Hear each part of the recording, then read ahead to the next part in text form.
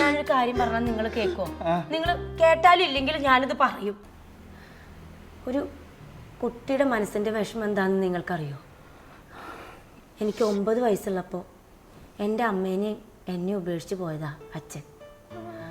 പിന്നെ അമ്മ വേറെ കല്യാണം കഴിച്ചങ്ങ് പോയി. പിന്നെ എനിക്ക് ആകെ ഉണ്ടായിരുന്നത് ഒരു മാമനാ. മാമൻ എനിക്ക് എല്ലാം തന്നു. പക്ഷേ അച്ഛനും അമ്മയും മാത്രമില്ല. നിങ്ങൾ ഈ തൃശ്ശൂർ പൂരം കണ്ടിട്ടുണ്ടോ? ഈ കുടമാറ്റമൊക്കെ ഉള്ള വലിയ പൂര. അത് ഒരുപാട് ആൾക്കൂട്ടമൊക്കെ ഉണ്ടാവും. പക്ഷെ അതിൻ്റെ നടുക്ക് നമ്മൾ ഒറ്റപ്പെട്ട് പോയാലുള്ള അവസ്ഥയാണ് എൻ്റെ ചെറുപ്പത്തിലെ അവസ്ഥ. ചുറ്റും എല്ലാവരും ഉണ്ട്. പക്ഷെ നമുക്കെന്ന് പറഞ്ഞിട്ടൊരു അച്ഛനും അമ്മയും ഇല്ലെങ്കിൽ നമ്മളെല്ലാവരും ഒറ്റപ്പെട്ടതാണ് സാറേ.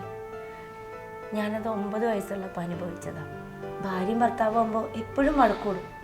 പക്ഷെ നിങ്ങൾ കുറച്ച് കഴിയുമ്പോൾ അത് മറക്കും. പക്ഷെ ചെറിയ കുട്ടികളുണ്ടല്ലോ, അവർ മറക്കില്ല.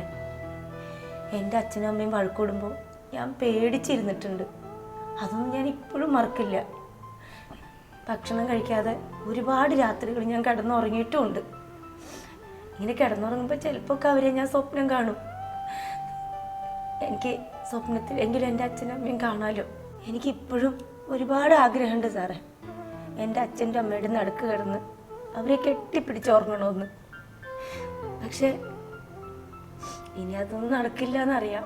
പക്ഷെ ആഗ്രഹിക്കുന്നതുകൊണ്ട് കുഴപ്പമില്ലല്ലോ. ഞാനിടയ്ക്ക് ഇങ്ങനെ സ്വപ്നം കാണും അവരെ കെട്ടിപ്പിടിച്ച് കിടന്ന് ഉറങ്ങുന്നത്.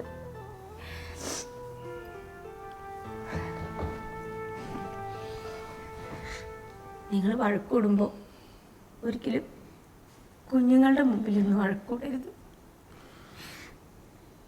അവരതൊരിക്കലും മറക്കില്ല. പോട്ടെ.